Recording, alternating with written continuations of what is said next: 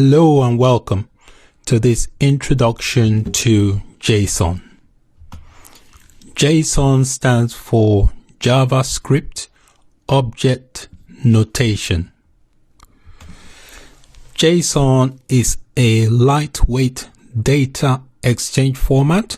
It is used to exchange format. It is language independent. What that means is that you can use JSON regardless of the programming language. JSON uses the syntax for JavaScript, but the actual format in which it exchanges information is text.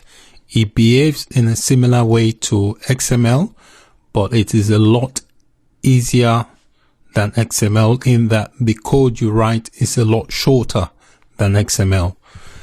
JSON also has similarities to XML in that it is self-describing. Self-describing means that it is easy for humans to read a JSON code.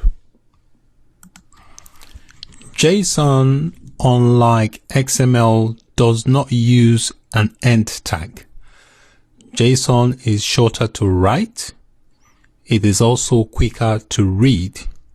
JSON uses arrays. Arrays is a JavaScript way of storing multiple values as a single variable. So with arrays, you can store multiple values as a single variable. JSON can be parsed by JavaScript functions. So this is another difference from XML. With XML, you have to use an XML parser to interpret the XML. But with JSON, you can use JavaScript functions to do the interpretation of the JSON. Just to summarize, JSON is a lightweight data exchange format, and it is language independent. That means it can be used by any programming language, but it uses the JavaScript syntax, but the format is plain text. JSON is self-describing like XML. JSON does not use an end tag. With XML, you have to use an end tag.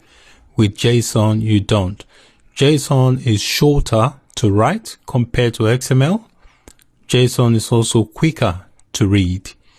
JSON also uses arrays. An array is JavaScript's way of storing multiple variables as one value. So it stores several values as one variable. Thank you.